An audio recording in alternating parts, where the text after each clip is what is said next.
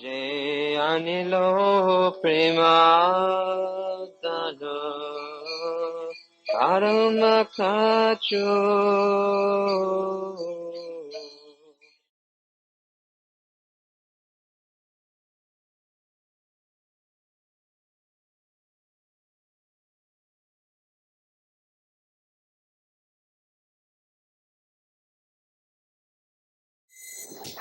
Jai Radha Madhava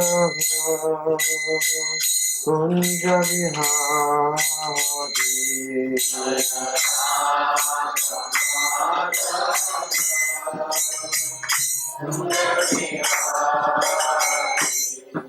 Jai Radha Madhava Kunja Vihari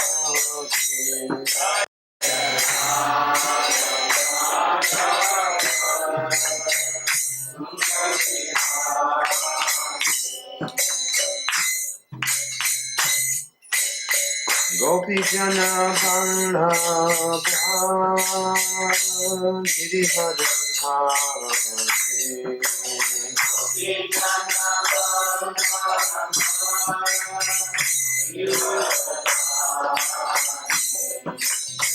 Gopi Jana Vallabha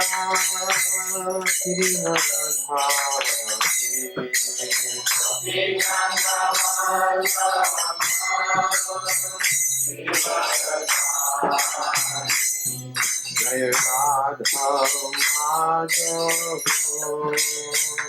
Kunja Vihari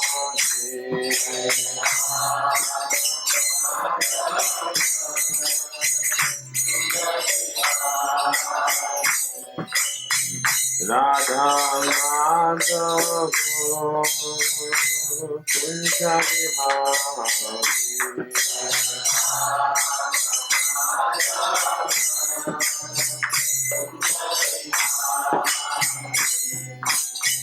Yasodanandana Brajadharantana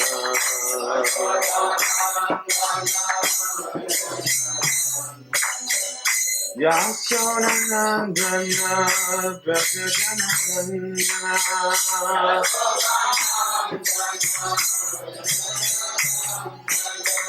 Jamuna Tira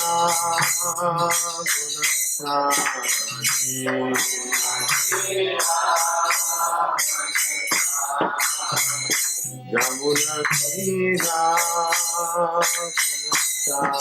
Gunasani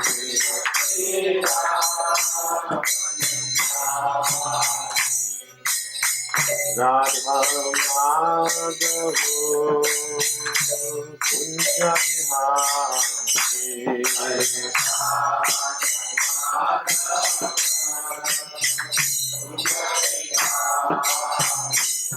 Jai Radha Madhava Kunja Vihari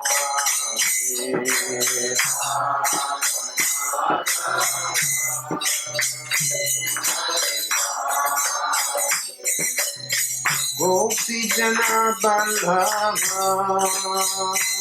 Girivardhari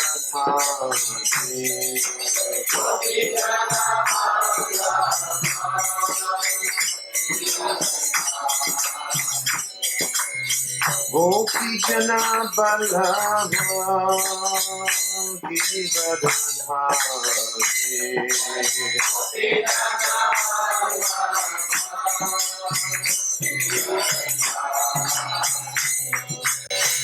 Yasodanandana Brajajanandana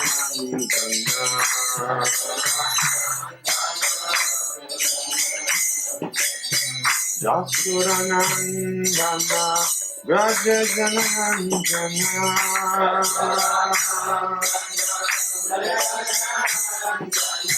Yasodanandana Brajajanandana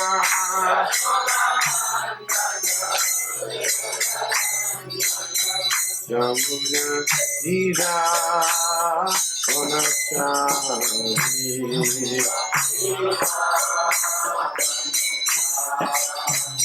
Jamuna Sira Vanashadi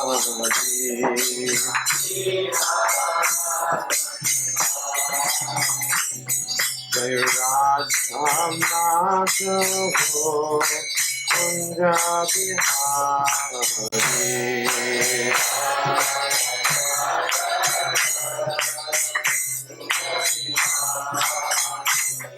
Jai Radha Madhava Kunja Bihari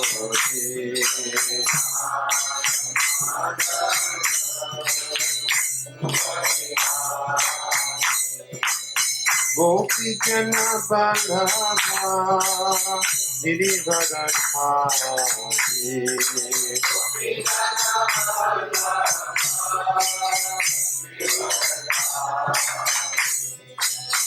Gopi Jana Vallabha Girivardhari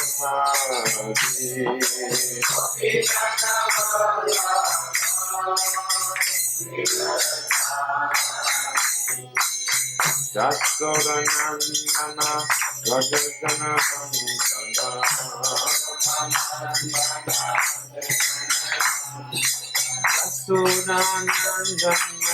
Jasodanandana Rajadana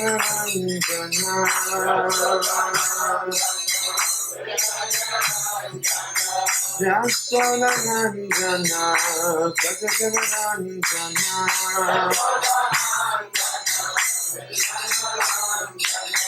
Jamuna Sira Gunashati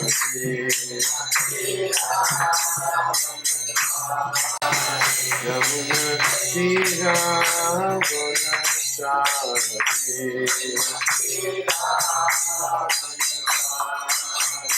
Jai Radha Madhava Kunja Bihari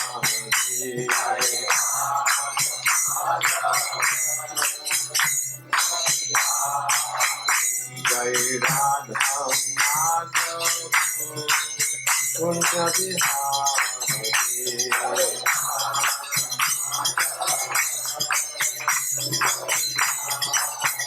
Jai Radha Madhava Kunja Bihari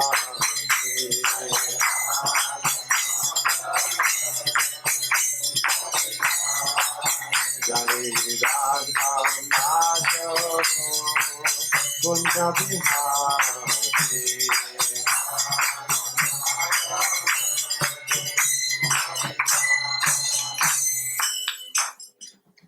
James Swapam the Vadrajika Charjas to the Shri Madhus the Vangush the Hasty Bhaktivedanta Swami Prabhupada ki Iskan Viviti founder at Charja Shula Prabhupada ki Ananda Gaudiya Vaishnava ki Nama Charja Shula Haridas Thakur ki Kahosi Krishna Chaitanya Prabhu Nityananda Siya Daita Gadadhar Sivasadi Gaur Bhaktivedanta ki Sisi Radha Krishna Gopinath Shyama Kunda Radha Kandigiri Govardhan ki Sri Vrindavan ki Sri Mathuradam ki Sri Mayapur Navadvitam ki Munamayi ki Ganga Devi ki Bhakti Devi ki Tulsi Devi ki Samaveda Bhakta Vrinda ki Sankirtan Yajna ki Sisi Radha Nilamadava ki Ekadasi Vrat ki all glories to the assembled devotees, all glories to the assembled devotees, all glories to the assembled devotees. Gauda Premanandi Harindigo.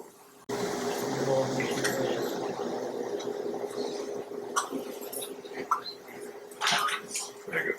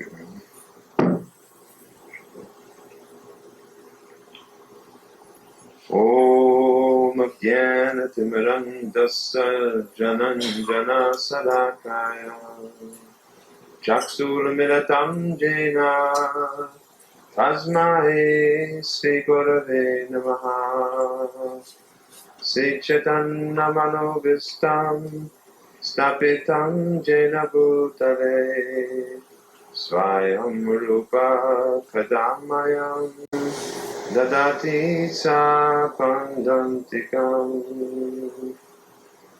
Vandeham Sri Guru Sri Jata Patakamalam Sri Gurum Vaishnavam Scha Sri Rupam Sagrajatam Sahaguna Ragunatan Nitanstratam Sujivam Sadvaitam Savadutam Harijana Sahitam Krishna Chaitanya Devam Sri Radha Krishna Padam Sahagana Lalita Sri Vishakanatam Scha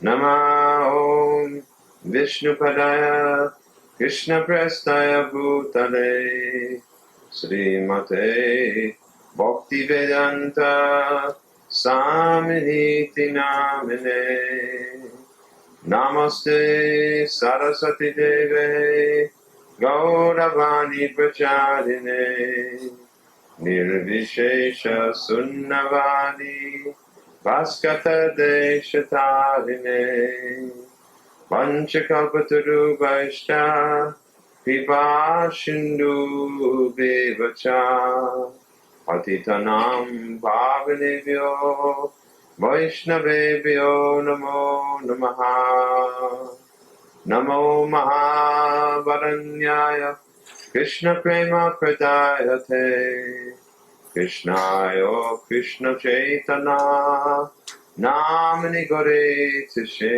Namaha He Krishna Karana Sindhu Dinabandhu Jagatpate Gopesha Gopika Kanta Radha Kanta Namostute Tapta Kanchana Gaurange Radhe Vrindavaneshwari Rishabhanu Sute Devi Prananami Hari Priye.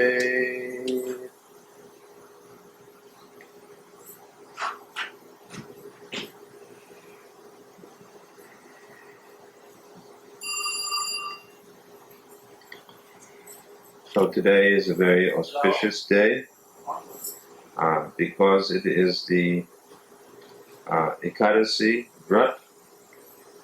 Of course, sometimes there is a confusion about what day Ekadasi falls on, but calculated according to the time, especially for the city of Houston, it is calculated that today is Ekadashi. So, Ekadasi is called the mother of Bhakti. In other words, if we perform devotional service to the Lord on this day, we get some special benefits. According to Sri Narad Muni, Bhakti, or devotional service to the Supreme Lord, has 9 different parts. Shravanam, Kirtanam, Vishnu Smaranam, Padasevanam, Bandhanamarchanam, Sakyam, Dasyam, Sakyam, Atmani Vedanam. So, Shravanam, Kirtanam are the 2 most important, because from these 2, Shravanam means to hear the glories of the Lord, and Kirtanam means glorifying or chanting the glories of the Lord. Maharaj Parikshit, the great devotee king, became perfect by the process of Shravanam, or hearing. He heard the message of the Bhagavatam from the lips of Srila Sukadeva Goswami, who also became perfect through the process of chanting. So today We are all fortunate because we are gathered together, and if on this Ekadasi day we do this Shravanam Kirtanam Vishnu, then surely we will receive the blessings of the Supreme Lord. Bhakti. Now the word Bhakti means devotion or love. And very often it is considered that those who are bhaktas are more or less sentimental. Sometimes we hear that bhakti is one type of yoga, and there are other types of yoga. Gyan yoga, hatha yoga, raja yoga, kriya yoga. So many different types of yoga are mentioned in Shastra. But bhakti is the mother of all of them, because bhakti is the original form of yoga. Bhakti is that yoga which is done by perfected persons.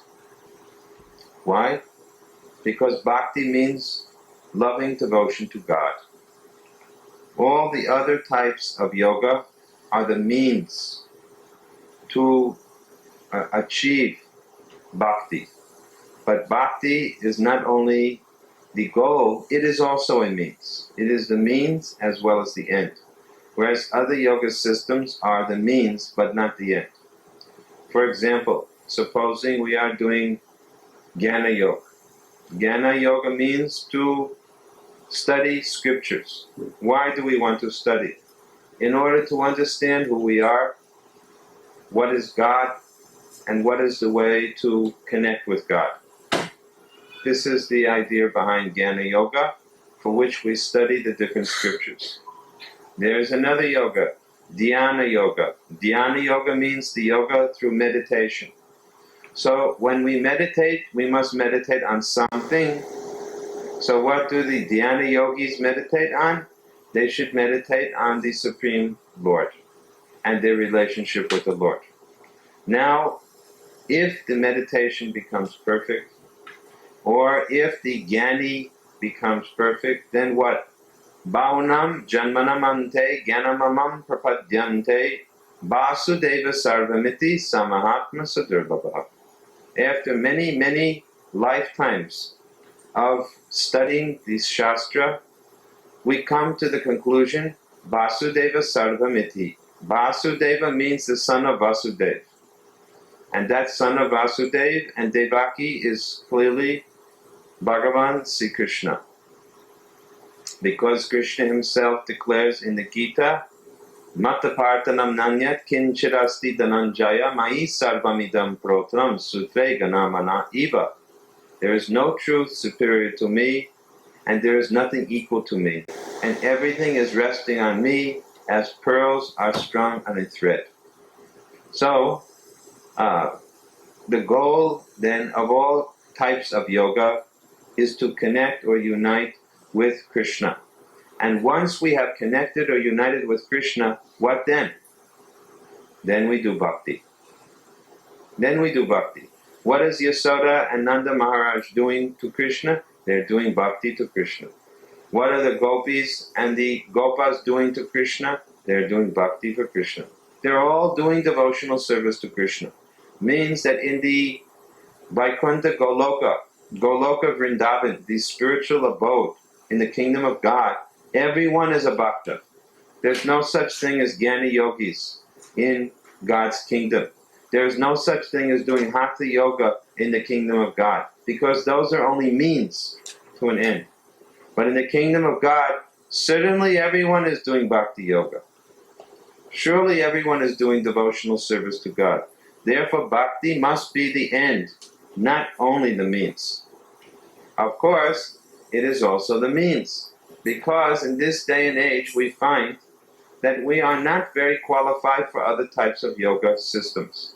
If you read Bhagavad Gita, 6th chapter, you will see that Krishna is teaching Arjuna how to do the Astanga yoga. He says, go to the forest, You see? Go to the forest, in a very quiet place, sit down on a place which is not too high, not too low, where there is no disturbance. Does it sound like he is describing the city of Houston? Certainly not. Certainly is not describing Houston, because in Houston there's no such quiet place. Even in the most quiet place, one cannot say what may happen there. So this type of system, which Krishna outlined to Arjuna some 5,000 years ago, even then Arjuna rejected it, this Hatha Yoga. He said, my dear Lord, the system which you are prescribing is too difficult, because for me to control my mind is more difficult than controlling the raging wind. Please give me a more practical system. Then Krishna taught him the system that he said, of all the yogis, he who always meditates on me, making me the goal of his life, is the best of all yogis, and he achieves perfection.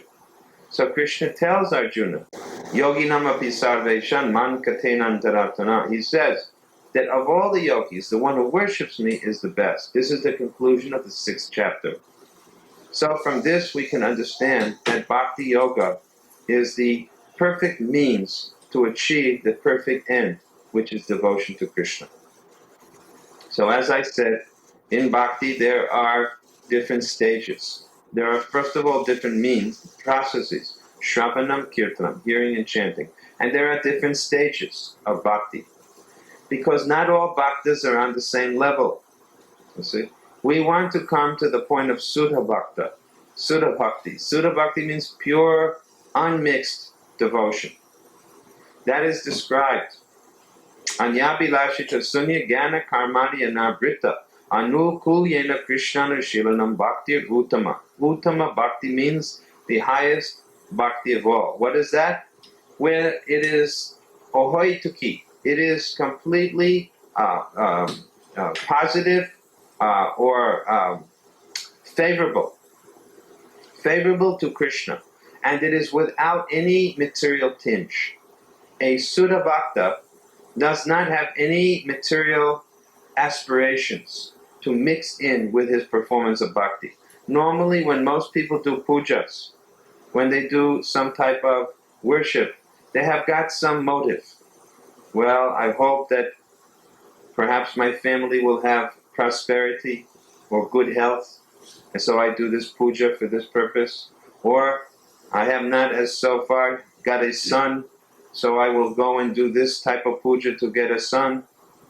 Or my father has recently passed away, so I shall do the following puja. In other words, they have got some type of dharmic idea. It is dharma, it has got some religious significance to it, but it is still not Sudha Bhakti. Sudha Bhakti means where we don't approach the puja with the idea of some getting something in return. Then why do we do it? We want to please the Lord, simply for the pleasure of the Lord. Just like we see that there is some small idea of this love in this world when the mother serves a child. When a mother serves a small infant child, what can the mother hope to gain from that child? At least maybe in the future, when the child grows up, the mother may think this child will support me. But while the mother is taking care of the baby when it is very young, the mother is not making all of these future plans. The mother is simply thinking, my child needs this, my child needs this. And in this way, without selfish motive, the mother is serving her child. This should give us a little idea about what pure bhakti is all about. Pure bhakti is when we approach the Supreme Lord without any material motive. Just thinking, the Lord requires this, the Lord would like me to serve Him in this way, in this way, in this way, in this way, without any thought of selfish return. So, there are different levels of bhakti, how it goes. And that is described by Srila Rupa Goswami. Srila Rupa Goswami is a very famous devotee of the Lord. He appeared in this world some 500 years ago as a great devotee of Sri Chaitanya Mahaprabhu. Rupa Goswami is, as Chaitanya Mahaprabhu is Krishna himself. So Rupa Goswami also is one of the very intimate associates of Krishna in the Leela of Krishna in Brajadam, in Vrindavan. So Rupa Goswami knows perfectly the principles of devotional life. And he has given us a very important verse. Adau Shraddha Tata Sadhu. He says that he's going to describe bhakti. And he says, Adau Shraddha, everything will depend to begin with on Shraddha. Shraddha means faith. Without faith, we cannot do anything. Without faith, we cannot get on the highway and come here tonight. If we did not think that we would reach here safely, no one would have come. Faith is required in the most difficult thing, and faith is required in the simplest of matters.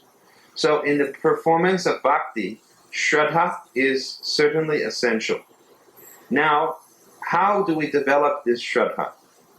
Srila Rupa Goswami explains that this Shraddha is developed by associating with pure devotees.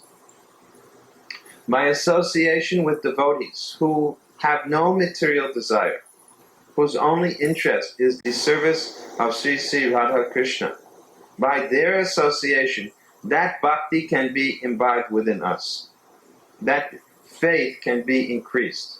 When we see their behavior, when we see their consciousness, when we hear their words, this develops faith within our heart. And the result of that is that we desire their association more and more. Adau Shraddha Tata Sadhu. They're called sadhus. You see? Sadhu is a person, Titikshasa, Korunika, Sudidam Sarvadehinam, Agyatva Sattva Shanta, Sadhava Sadhabhushana. This sadhu is Titiksha. He is very tolerant. You know, who is the most tolerant of all sadhus? Lord Shiva. Shiva is the best of all saintly persons. Therefore he is described. Vaishvananam yatha Sambhu. Shambhu is another name for Shiva, and he is the best of all the Vaishnavas. And he is most tolerant. There is nothing that Lord Shiva cannot tolerate. So, a sadhu should be tolerant. In this world, there are so many causes of disturbance. But if we are going to execute bhakti, then we have to be tolerant of these. Why? Because we should know that the material world is not a permanent situation, and this material body is not a permanent thing either, and therefore, because they are not permanent, so many disturbances will afflict us. As soon as you get a material body, you should know it. Certainly there will be old age, disease, one day even death. Who can avoid these things? So a wise man is very tolerant. And karunika, a sadhu is kind to all. A sadhu does not think, this is my family member and this is not my family member. A sadhu thinks, everyone is my family member because we are all related to God. Therefore, I should feel that the well-being of another living entity is as important as my own well-being. Just like a family member thinks that my wife or husband's welfare or my children's welfare is as important to me as my own. So a sadhu extends the care and concern to all living entities, not only to all human beings, but even to lesser creatures. A sadhu will be kind even to an ant. If an ant is walking on the wayside, a sadhu will not carelessly step on the ant. He will push the ant aside or wait for it to go, and then he will not kill an ant even. So sadhu is very kind. Titikshasa kurunika suridam sarva dehinam. He's a friend to everyone. Because he sees everyone as related to Krishna, so he is friendly to all. How is he friendly to all? What is a real friend? There's a saying, a friend in need is a friend indeed. Have you learned this in your class yet? No. A friend in need is a friend indeed. So what is the need? The need is that we have all forgotten God. So after all, everyone is needy. If someone says, I am not needy, I have got plenty of money in the bank, I have just purchased my new Porsche or Jaguar, as we saw so many people riding around on the highway today, I have no need, I have a bank balance, I have everything I need. But my dear friend, if you do not have Krishna, surely you are still in need.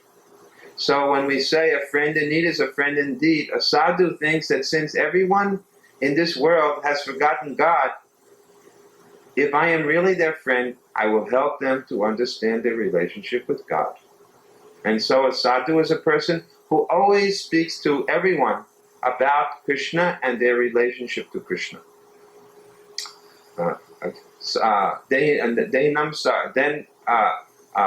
He is what is that verse? Satikshasa kurunika suridam sarvadehinam agyatva sattva shanta. He has got no enemies and everyone is his best friend. No enemies. Sadhabhushana. Sadhava Sadhabhushana. He's decorated with such qualities. So, if we can get the association of such persons, then our faith and interest in spiritual life will automatically increase. Shraddha will increase. And what will be the result of associating with such a saintly person or persons? We will try to do what they are doing. We will try to improve our own life according to their example and their instruction. A sadhu teaches not simply by words, but by deeds as well. And when we get the association of a sadhu, we think, well, let me also try to do as this sadhu is doing. No harm. Maybe someone is paging your, it's a sadhu page. Where is the sadhu?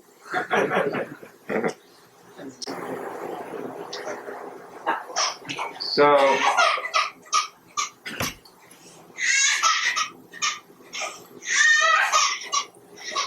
then by associating with sadhus, the result will be to learn from them how they are living.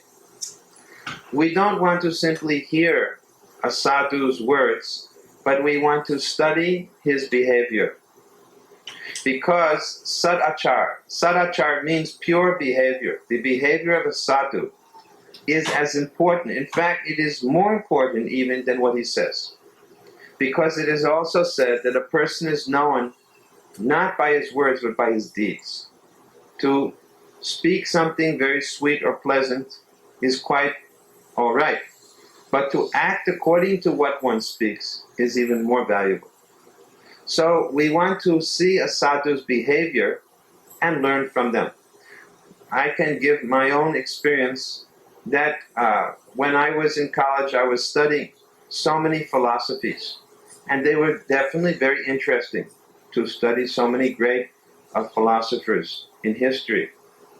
But one thing is that I was not so much convinced because the teachers, the professors, they themselves were not very impressive. In other words, they were quite ordinary persons, and I saw that my college professors, they were addicted to so many bad habits. So although the philosophy was very interesting, I could not personally feel like I wanted to change my life just from hearing them speak. But when I met my Guru Maharaj, Srila Prabhupada, our ISKCON founder Acharya, it was a completely different experience. Because here was a person, not only was he speaking the most enlightened philosophy, but I could see that he was living his life according to this philosophy. And by seeing a person living his life according to the highest philosophy, it deeply inspired me. So then I wanted to get an opportunity to see, just like in the Bhagavad Gita, Arjuna asks Krishna, how does a sadhu walk? How does a sadhu talk? How does he eat? how does he do everything? What is his recreation? What does he do? So when I was able to observe Srila Prabhupada's behavior, I was so convinced that I could dedicate my whole life to serving his mission. So this is called Bhajana Kriya. Bhajana Kriya means that we approach such a sadhu and we beg him that you kindly accept me as a disciple and train me in spiritual life. Listen. Without becoming a disciple, then what is the question of training? You can see in the college and universities and even in all of the educational schools today, there is no disciple-guru relationship. It is only teachers and students. And what is the result? No one is practicing any discipline. There's a breakdown in discipline in the educational system today. Because the relationship is not guru-disciple, it's teacher-student. And teacher-student is simply some academic instruction. It is not molding of the character. In the guru-disciple relationship, the most important thing is to mold the disciple's character, to shape the character of the disciple to be very saintly. Saintly, of course, doesn't mean just a sannyasi or brahmachari. When I say sadhu, of course there is a stereotype idea. Sadhu must be wearing this color clothing, but no, that is not true. We see that there are many great sadhus throughout history who were also in the Grihastha ashram, who were also married, and they were great saintly persons as well. So a guru must change the quality of life of the disciple.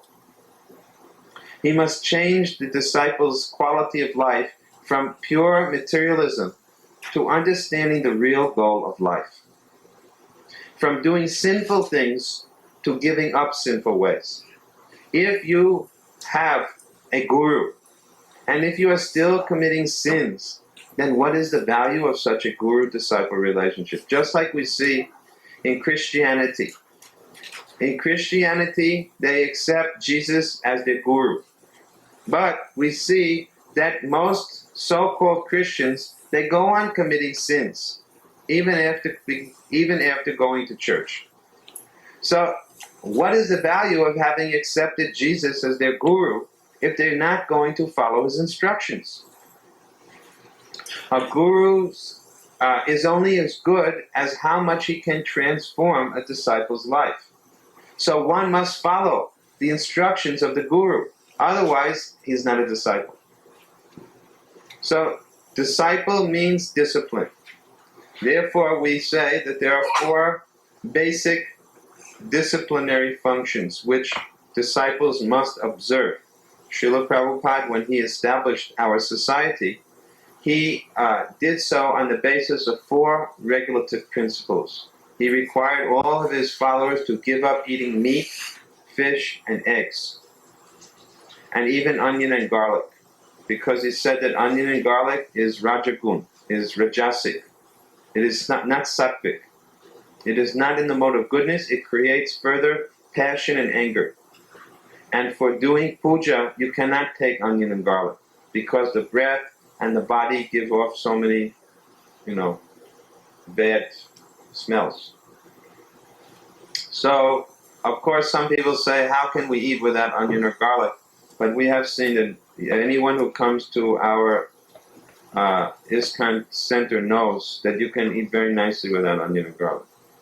Isn't it true? Too nicely. I'm always telling everybody, please cook simply, because it is too good. So, then, yes, no meat, fish, or eggs was Prabhupada's first principle. Second principle, no intoxication. Why? Because when you take intoxication, then you cannot be determined in spiritual life. If someone is under the influence of intoxicants, they become lethargic, very lazy, their mind becomes uncontrolled. So how can they pursue spiritual activities in such a condition? Then third principle, no gambling. Why? Because gambling is a type of speculation. And speculating means imagination. And it is very uncertain.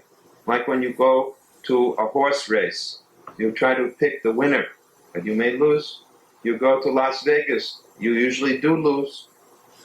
Gambling is like that. And similarly, when you open up a book like Bhagavad Gita, and Krishna says, surrender unto me, and you say, well, maybe that's not really what he means. Like some commentators on Bhagavad Gita say, it doesn't really mean surrender to Krishna, it means surrender to your own self, or surrender to the unknown within you.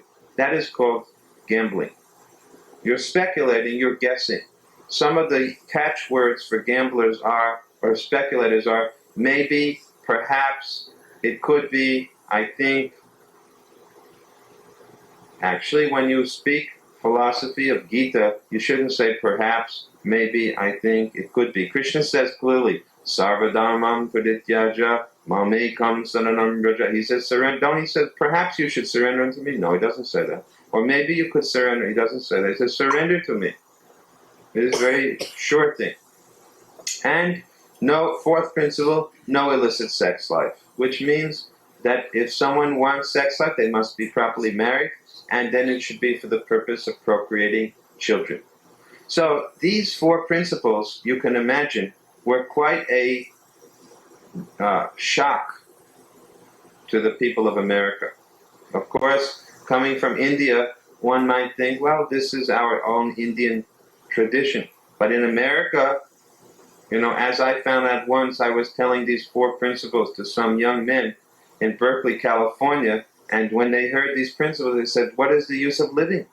They said, what is the use of our continuing to live? If we can't do these things, there's no meaning to life.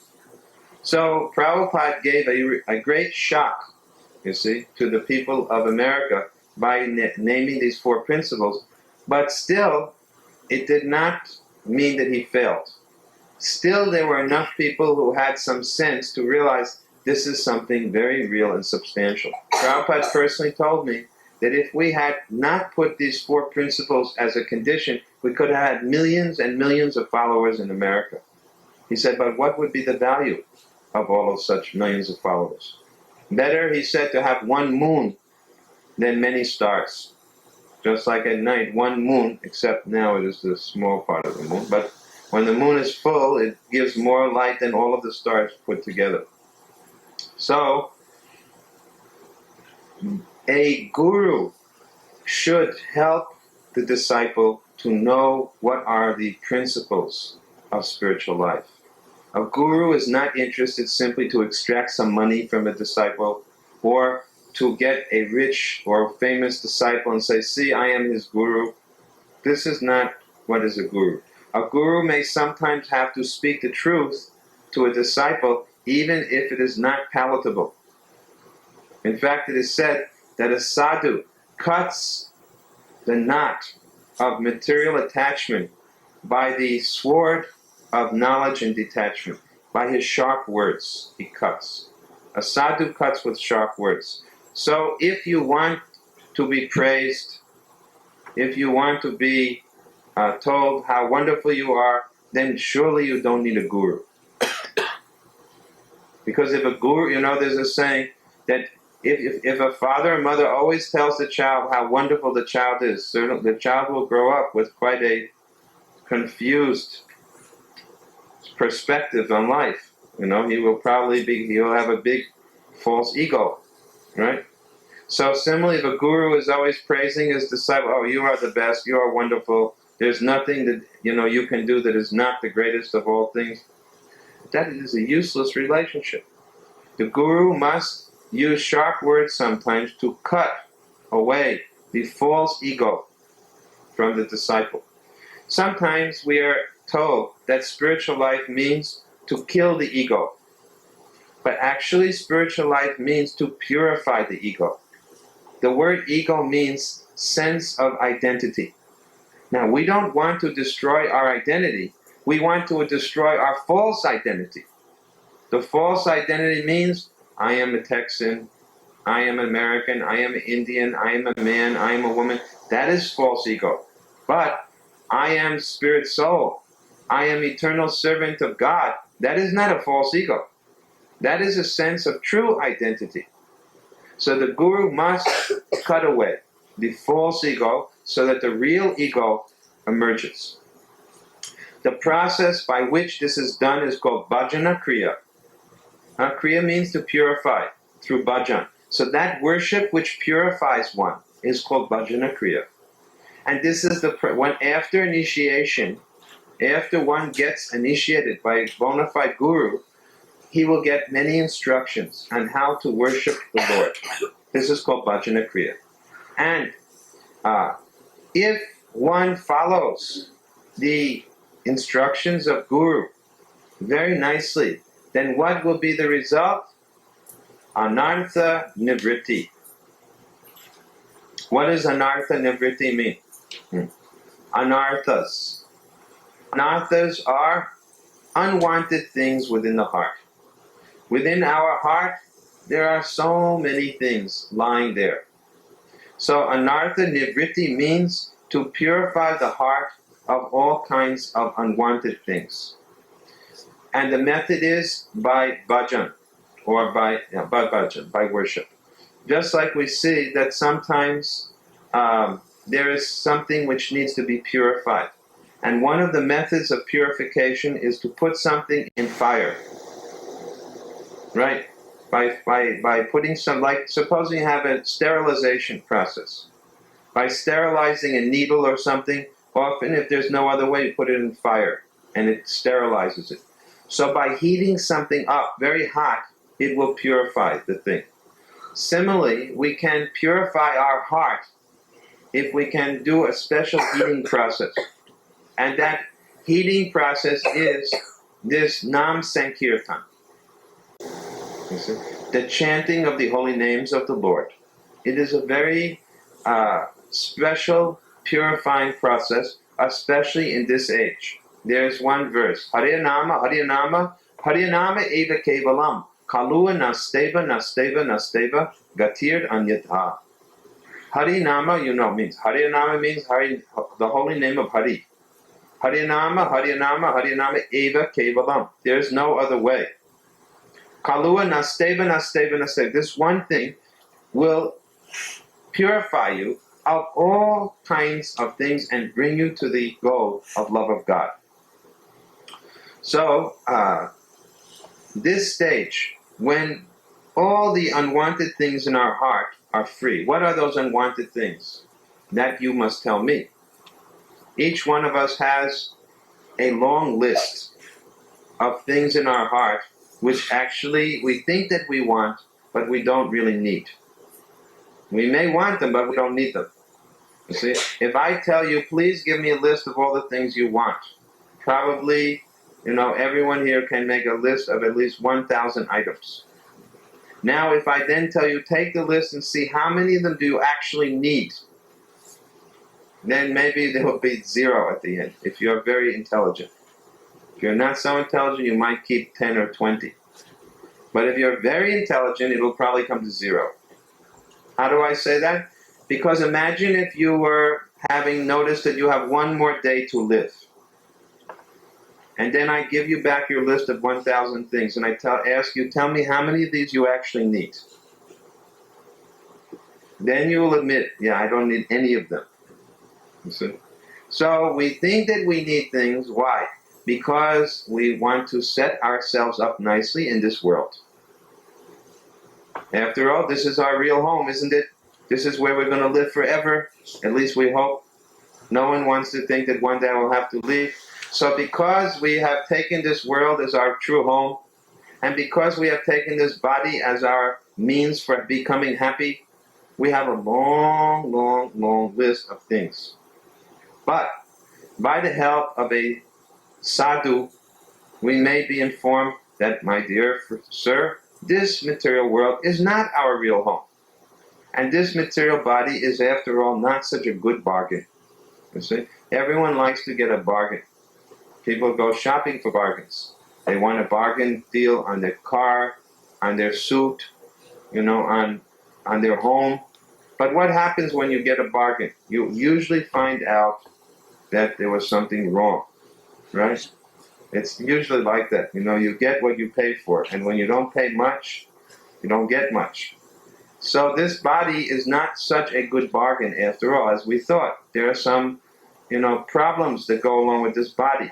Like it gets sick, for example. It gets tired. It gets unclean. Who would have ever thought that you would have to clean your body so many times every day? Imagine if you had an automobile and every day you had to clean it 2 or 3 times. It'd be a big trouble.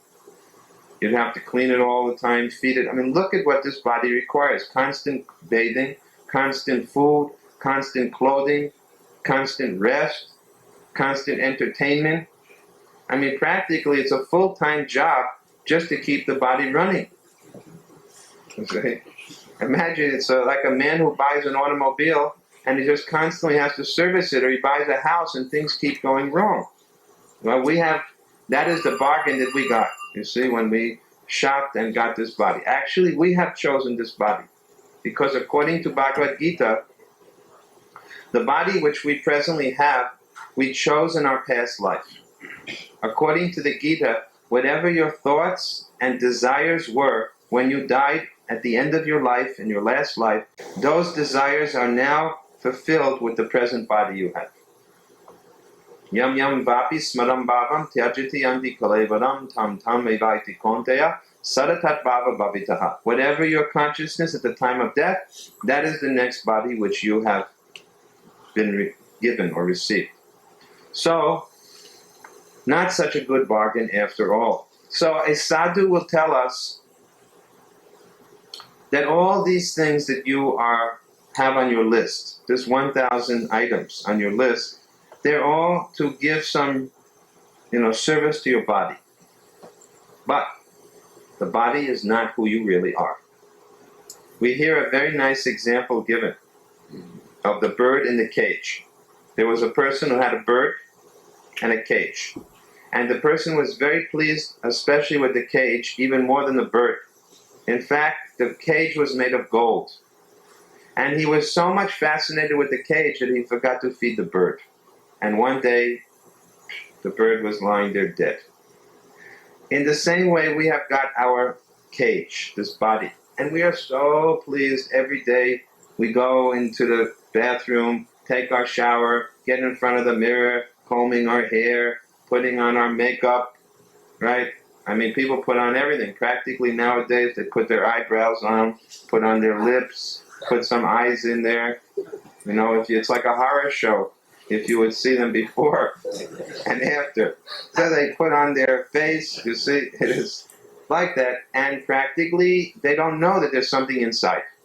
They're spending so much energy with the outside package that they forget that there's something alive inside. Namely the soul, the Atma. That they have no understanding about. People have got no idea at all that there is a soul, or what is the soul, or what does it need. No information. So this type of person is called in the Bhagavad Gita Mudha. Mudha, in common terms, is a fool or an ass. You see, a fool or an ass. Just like a mudha is, we see in India, there are so many mudhas or asses, donkeys, which are being used in villages to carry some heavy load. Perhaps they put bricks on the back of a donkey or some sand for construction. You must have seen that. Or if they're a washerman, they carry, the donkey will hold all the dirty clothing. And the donkey is very foolish. Why? Because all day he works hard, and at night he does this simply for a little straw to eat. He gets a little grass and he's happy. And after he's filling up his belly with some grass, if there's a female she-donkey, he will go for some pleasure. And of course, the first thing she does is kicks him in the face with her hind legs. So in the same way, the human donkeys are working. Up and down the freeway they go, morning and evening, working hard like an ass, and at night they get kicked in the face after getting a little grass to eat. So this type of civilization is called a mudha civilization. It is a foolish civilization, and certainly we wish that we could not be mudhas. So to avoid becoming a mudha, we get a guru. We need a guru so we don't remain a mudha. And a guru must tell us clearly how to get all of these long 1,000 numbers of list of unwanted things, how to realize that we don't need them at all. And that's why we want guru. So, when you have passed over this stage of anartha nivritti, or unwanted things being cleansed from the heart, what is the next stage? It is called nishta. Nishta means when your faith, that first thing, shraddha, becomes very strong. That's called nishta. Firm faith. Very strong faith. Faith that cannot be shaken by anything. You can see someone who is a genuine devotee cannot be influenced by anything. You see the Pandavas. How strong is their faith in Krishna? When Arjuna was told, well, what do you want? Do you want me or you want my army? Immediately Duryodhana said, oh. Arjuna said, I want you. And Duryodhana thought, what a fool Arjuna is. I want your army. I'm going to go to battle. But Arjuna said, no, I want you. I don't care about anything. I want to have you on my side. This is nishta. This is firm faith. When your faith is such that under all circumstances, you will always choose the side of the Lord. You will always remember Krishna under any circumstances. This is very firm faith. And one who has such firm faith, he cannot be deviated under any circumstance.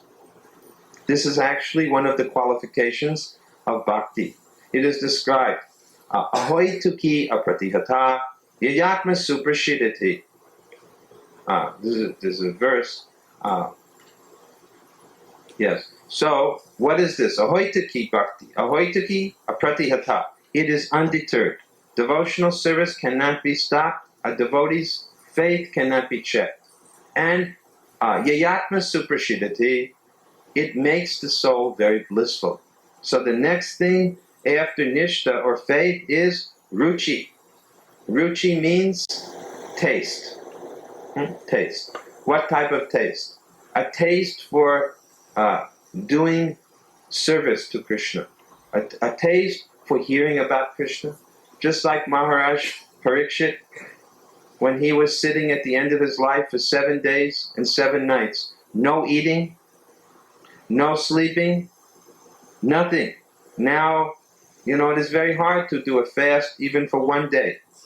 Parikshit Maharaj was fasting 7 days and 7 nights. How? Because he had ruchi. He had taste for hearing. The taste was not simply to eat something or drink something. He was drinking through his ears. He was drinking the nectar of Srimad Bhagavatam through his ears. He was drinking the nectar of Krishna's transcendental pastimes through his ears. So this ruchi means that we are becoming very, very advanced. One who has ruchi is very advanced. You see? And ruchi will lead to a shakti. What does a shakti mean? A shakti means complete attachment to the lotus feet of Krishna. Complete attachment. Just like you have seen, that attachment is seen by, for example, Draupadi. When Draupadi was taken into the arena with the gambling match, and there was an attempt to make her naked, right? She simply called out, "Hey Krishna, hey Govinda." She could not defend herself, but she simply was so attached to Krishna that she remembered him at that time. And Krishna gave her all protection. So, full attachment to Krishna means that at this stage, one is very advanced in spiritual life and has no other interest. And this will lead to what we call Bhava. Bhava means the beginning of ecstatic love for Krishna.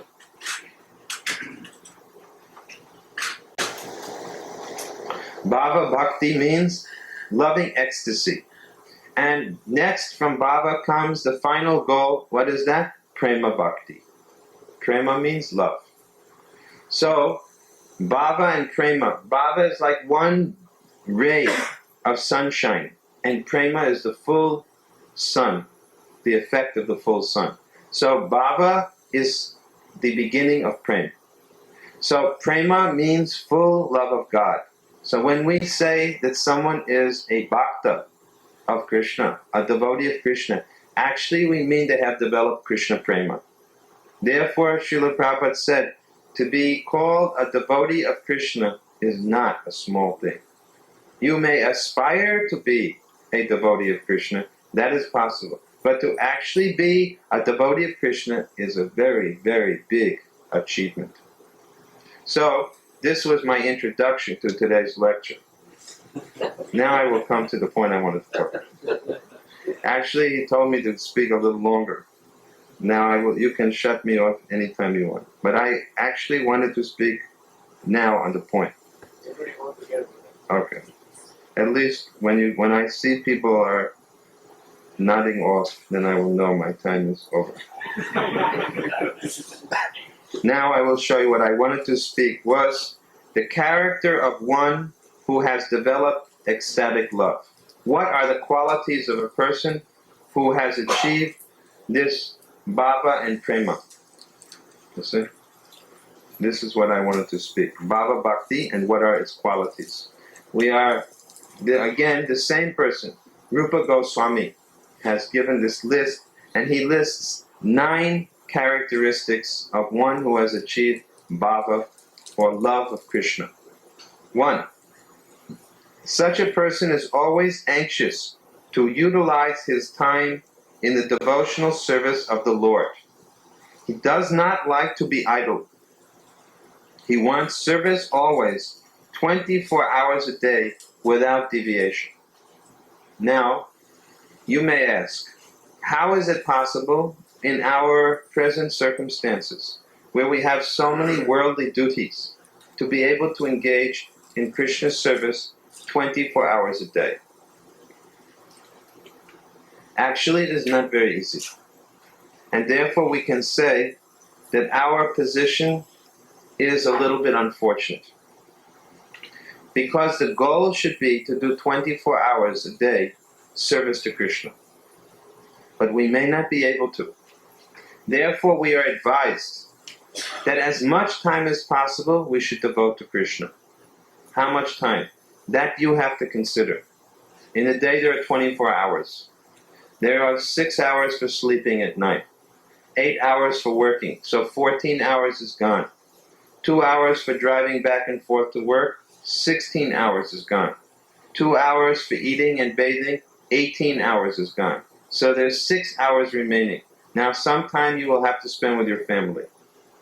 So if you take the remaining 6 hours and give half to your family, still you have 3 hours for Krishna. Now this is a very liberal division of time.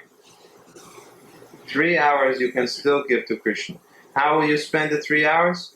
You can do some japa on the japa mala. We always carry our japa mala. So we can do japa to Krishna every day.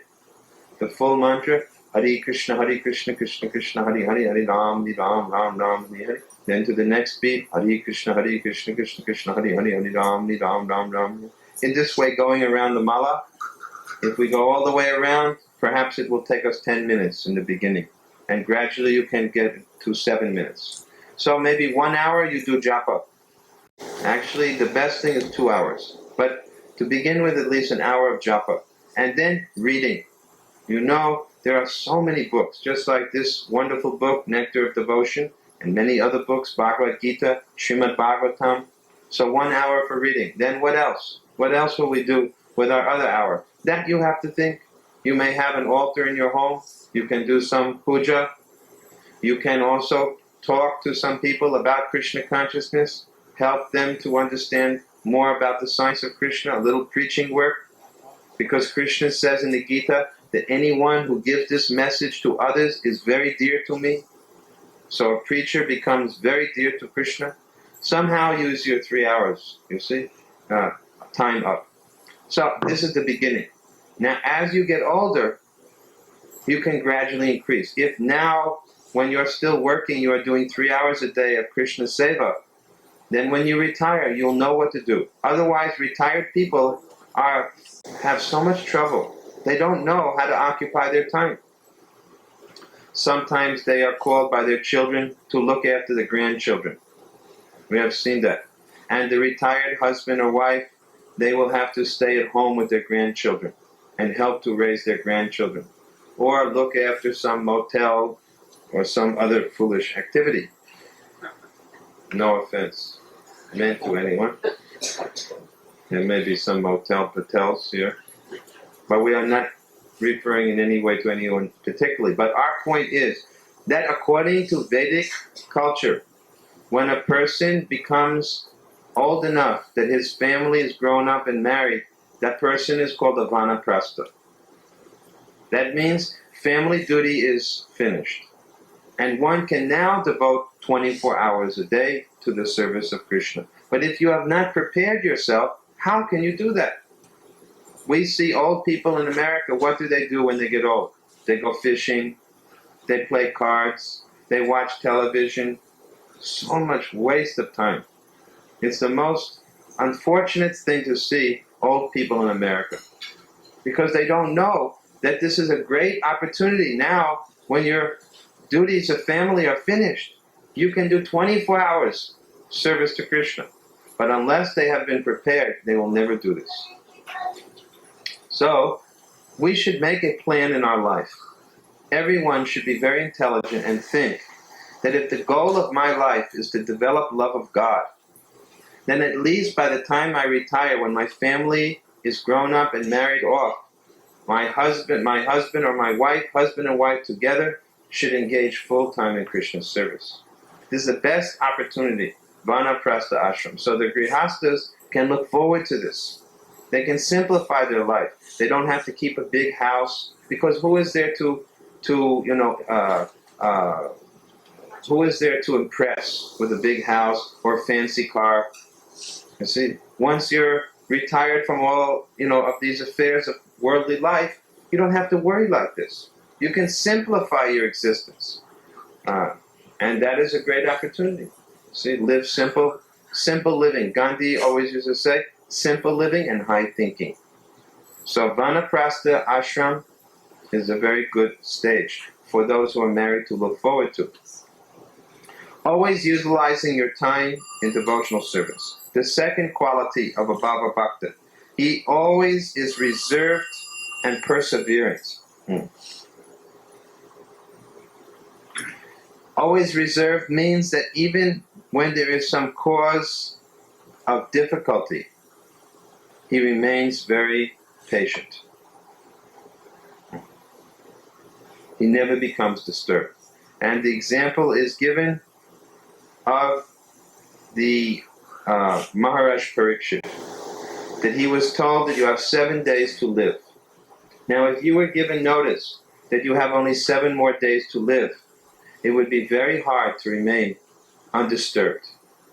But Parikshit Maharaj did. So he was reserved and perseverant. He didn't become disturbed.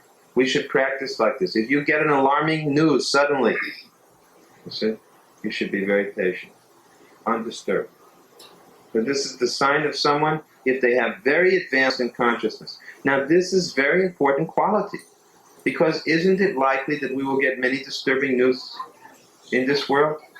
But if you have developed your love for Krishna, you won't be disturbed. You won't be unsettled. This is the point mentioned here. 3, he is always detached from material attraction. There's an example given of Maharaj Bharata.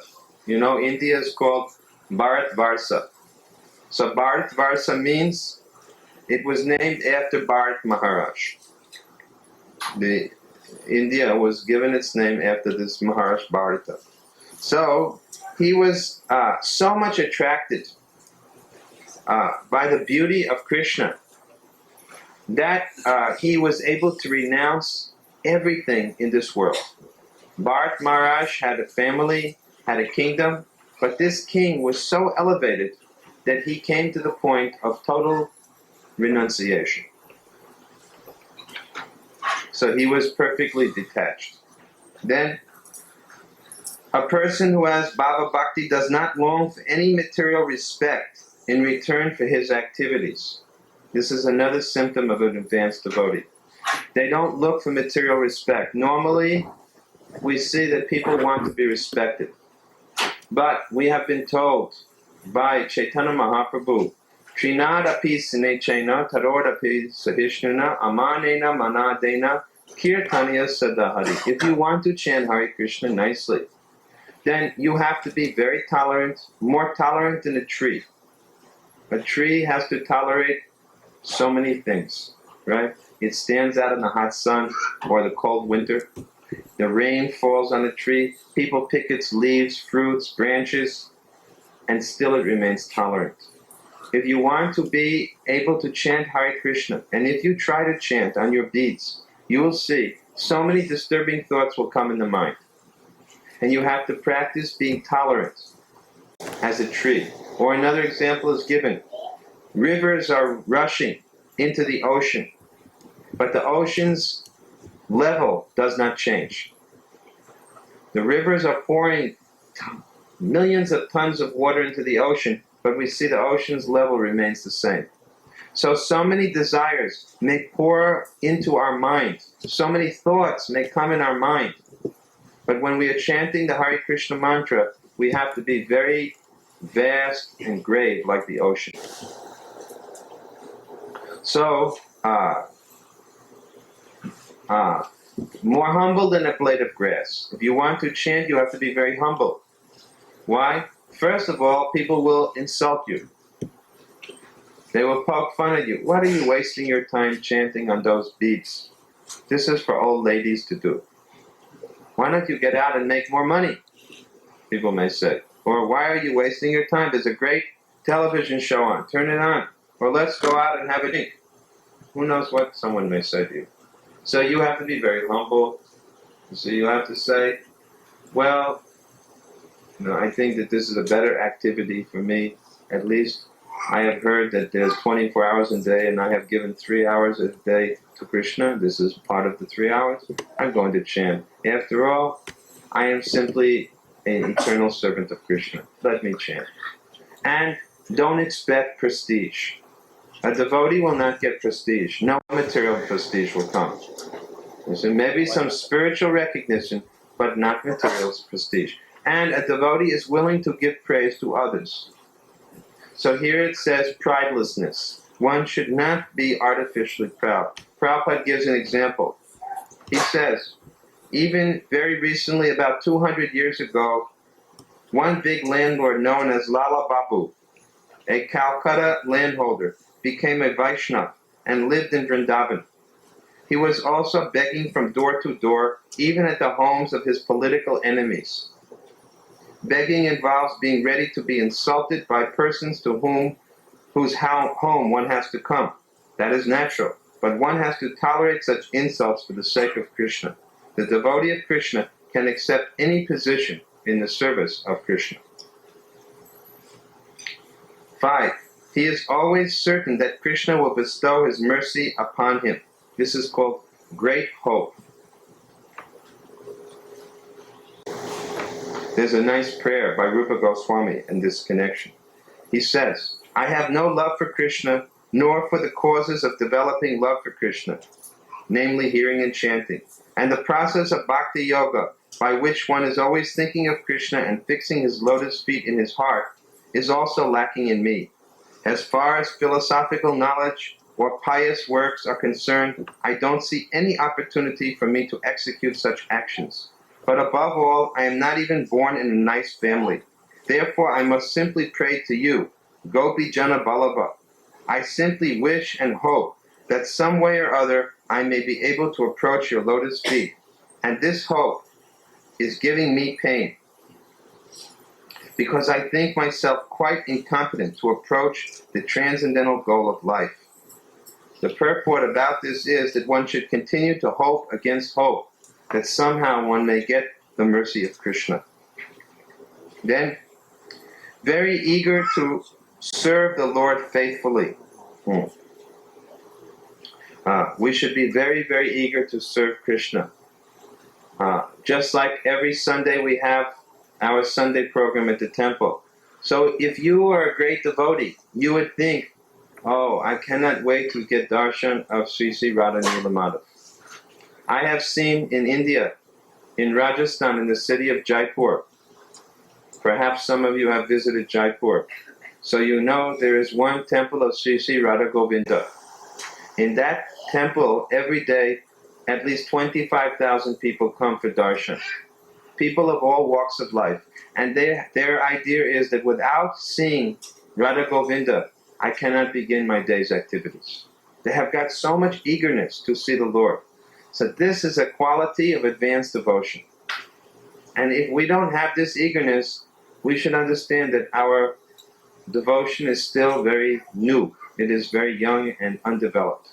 So we should hanker to see the Lord's lotus feet. This is the good fortune of being able to live near the temple of Radha Nilamadhava. And then every day you could see the deity's lotus feet. So we hope one day people will wake up and move closer, even if there are some difficulties. Then he is very much attached to the chanting of the holy names of the Lord. Yes, right. You know the example? Haridas Thakur. Perhaps you have seen in our temple, there are some nice murals on the wall, and one shows Haridas Thakur. Haridas Thakur is called Nama Acharya. Acharya means teacher of the Nam, of holy name. Haridas Thakur is actually the incarnation of Brahmaji. Four-headed Brahma, Chaturmukha Brahma, came at the time of Lord Chaitanya as Thakur Haridas. And he showed great attachment for chanting.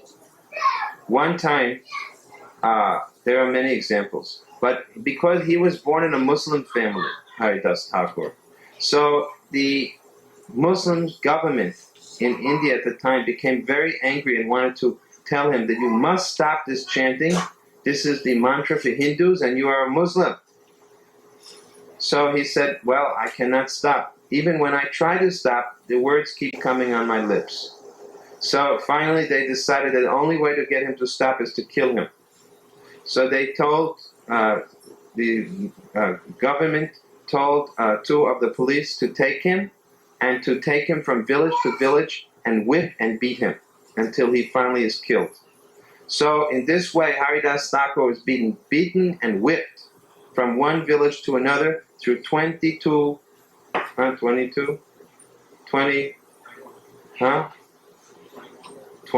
22, or 23. Let's take the average. 22 marketplaces whipped. And it is said that the whipping was so much that people were crying to see his condition, and people felt that within one marketplace, the whipping alone would have killed an ordinary man. So no one could understand how is it possible that Haridas is tolerating this. After 3 or 4 marketplaces, the persons who were whipping him began to not understand how is this possible, and they began to become very much afraid because they thought that this must be some extraordinary person. Otherwise, how is this possible? And actually it was a fact that the marks of the whips were not seen on the back of Haridas, but in Vaikuntha, those marks were coming on the body of Vishnu. Haridas was so dear to Vishnu that the marks were coming on Vishnu's body. In other words, the Lord was personally feeling the pain of the beating that Haridas was taking. Finally, the persons who were beating him became extremely agitated, and they fell down thinking that now this person must be the greatest saint on this planet, and our life is ruined. What will we do? Either we have offended him, and if we don't kill him, we will be killed. So at that point, Haridas said, and the whole time Haridas was chanting. Through all of this, they could not make him stop chanting. Therefore, they kept beating him. So finally, they said that, sir, now you are going to cause our death. Because you are not stopping the chanting, we will be put to death. And Haridas said, I cannot stop chanting. He said, what do you want me to do? They said, we want you to die. He said, if you want me to die, then throw me in the river and I will die. So they took him to the Ganga and they threw him in the river. And then Haridas floated down the river. Actually, he was not dead. He floated down and then he came that way and they all thought that now he's dead. And they went back and they told the magistrate that we have killed him. Haridas floated down the river in a state of ecstasy. And when he came out of the river, he immediately started to vibrate the holy names, Hare Krishna, and he was loudly chanting. And then he chanted, and they brought him back to the court. And when the magistrate saw this, he was completely shocked, because they thought this person has died. So all of them became faithful to the holy name of the Lord. So this example of Haridas is given to teach us how we should be very much attached to chanting Hare Krishna. That under all circumstances, we should not give up the chanting of the Hare Krishna Mahamantra. Then, what is the next one? Number 8. Eager to describe the transcendental qualities of Krishna. Yeah. Always being very eager to describe Krishna's glories. This is another sign that when you meet someone, at least you say Hare Krishna. Not hello. How are you? These are a little bit dead greetings. How are you doing? Hello. Actually, people used to remember the name of God when they met each other. Even in the West, what would they say? Or they would say like, goodbye was hello, and goodbye was like, God be with you. Then they shortened it to goodbye. It used to be God be with you. Then they said goodbye. You see, things like that. Everybody was greeting with the name of God. So this is also our system, that we should actually greet each other always with the holy name of the Lord. Hare Krishna or Hare Bol. When you hear someone or when you speak to someone, you should first of all chant the name of Krishna. At least do that, if not more. Then finally, the last quality, he is very pleased to live in a place where the Lord's pastimes are performed. Mathura, Vrindavan, or Dwarka. So this is very important, that you should develop attachment for Krishna's holy place. Now, Krishna appeared in Vrindavan, and he also lived in Mathura, Vrindavan. He lived in Dwarka. So these are holy places, and devotees like to live in these places. We have got very good facilities for you if you ever want to visit Krishna's home in Vrindavan. We have built a very beautiful international guest house there, and also Lord Chaitanya's home in Mayapur with beautiful guest house. You can all visit, and we will make a tour there. We are waiting for our temple authorities here to organize a tour to take everyone to Vrindavan and Mayapur. So we are waiting on them, and we will go on the tour with everybody. Now, if you cannot go on the tour, or if you cannot go tomorrow, then there's another way. To live in a holy place means to live near the temple of Radha Madhava. That is also a place of Krishna's pastimes, right? Radha Madhava have got so many pastimes. So if you can live in the vicinity of the temple, that will also be very nice. We will gradually, we hope to gradually expand our facilities there, and so we will have so many guest quarters. So instead of having to drive all the way from the southwest part of Houston, we will have a nice guest house, and you can book it and stay overnight there.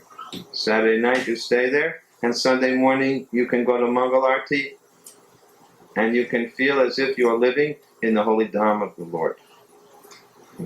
So these are all very important activities. These are the desires of the pure devotees. So we have discussed them a little bit today on this Ekadasi day. So we will stop here. And now if you have any questions, it may have come in your mind while you were hearing this discussion, you can ask these questions or anything to discuss. Sometimes your question may be on someone else's mind, but they may be too shy to speak. So if you speak, that will also answer their question.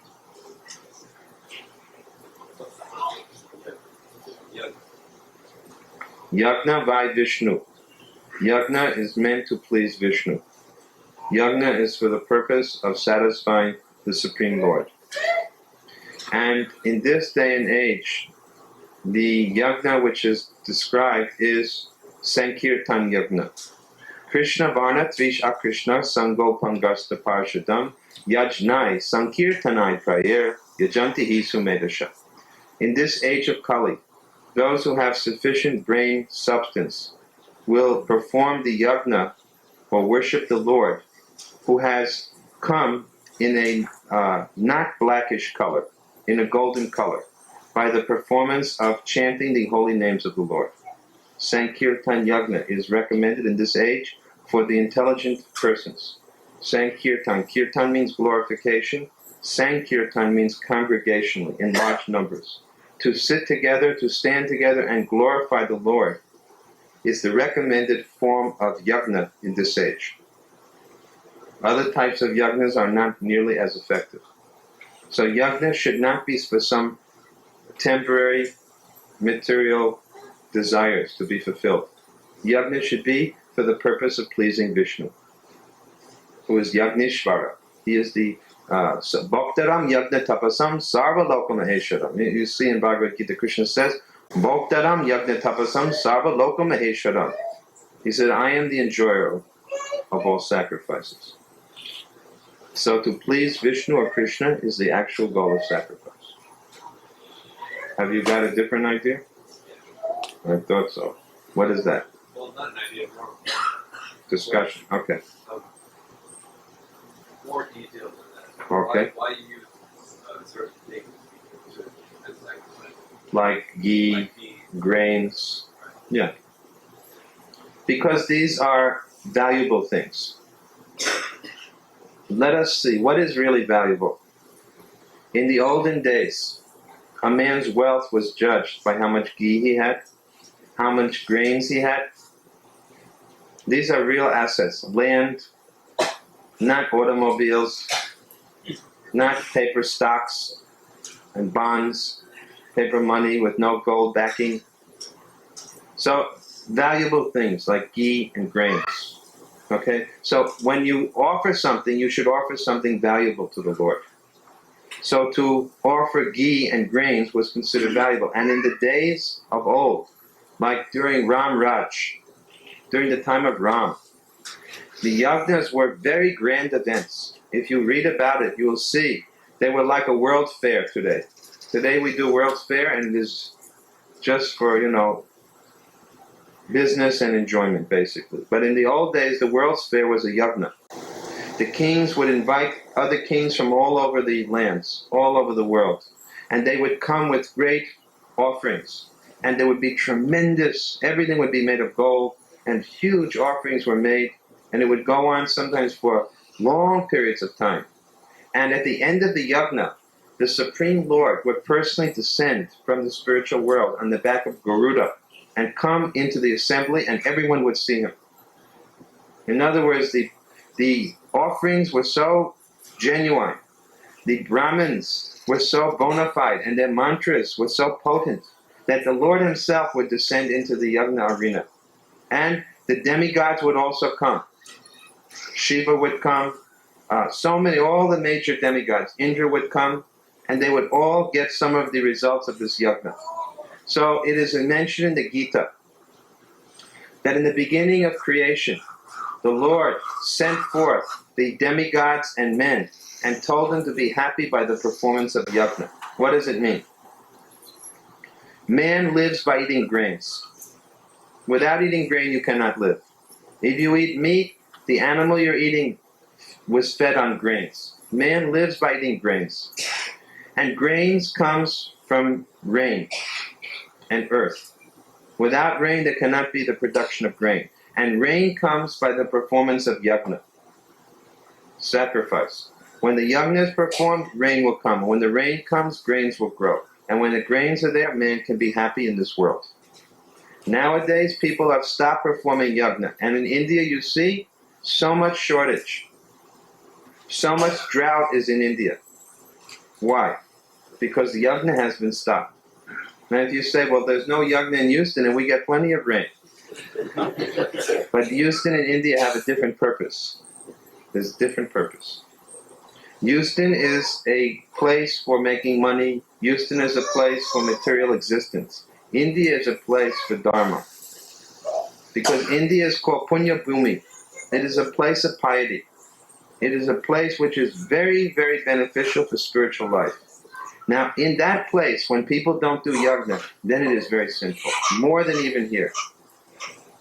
You understand? Because it is especially meant for the people of that country that they should do yajna more than anywhere else. So they get it's like if you break the law the first time, there's some punishment. But if you break the law a second and third time, the punishment is much worse. So people of India know all of these things, but still they are not performing yajna. Therefore, they get a much more severe reaction. So we are offering yajna to the Lord, foods, grains, and ghee, because these are wealth. And we're offering what is best that we have to the Lord. But the Lord says that I like the prayers of my pure devotees who call my name with love, even more than the Vedic mantras and the sacrifices of yajna. In other words, if you can chant with love the holy name of the Lord, that is all more pleasing to the Lord than even the performance of yajna. And at this age, how can you do much yajna? You see what we're offering? We offer a handful of grain. We use a little bowl of ghee. There's no wealth anymore. Very hard to get ghee. I wonder, maybe in this home or in other homes there may be some ghee, but probably there's only butter. Now, butter is not offerable. You have to make ghee, because ghee is purified butter, clarified butter. How many people have ghee in their home? Very few nowadays. In India, you can't even get ghee. You get everything, buffalo ghee or dalda, but you don't get ghee. So this is poverty-stricken. And instead of putting everything in gold, we put it in, paper plates or plastic plates or crockery. All of these things are impure. Paper, crockery, even porcelain, Chinaware, it's all impure. As soon as you use Chinaware one time, you should break it. Now, nobody will do that. But in India, if you go to a feast and they serve you in a clay bowl, after the feast, you break the bowl. Nobody will eat out of that bowl a second time, because you can't clean it. You can clean, some things can be cleaned. Metal can be cleaned. Marble can be cleaned. Stone and metal, or leaf. Leaf is also clean, but only one time. But stone and metal, you can eat out of the second time. But people don't know all of these things anymore. So my point is this: in this day and age, it is very difficult to do yajna. Another reason is where is the real Brahmin to do the mantra chanting? In Tirupati, where there's the Balaji temple, in Andhra Pradesh. Very famous deity. You've seen the picture of that deity? It looks like eyes are closed like this. You must have seen Balaji, Tirupati. Most of you have seen. It's a very famous deity. So they had a severe drought in Andhra, and they were trying to do yajnas to get rain. And they couldn't.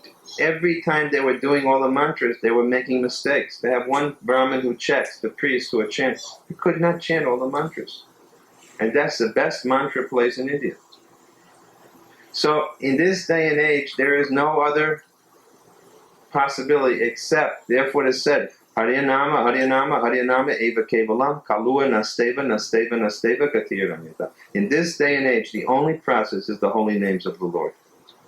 The only sacrifice is to chant the holy name of the Lord. This is much more practical. You can do it anywhere.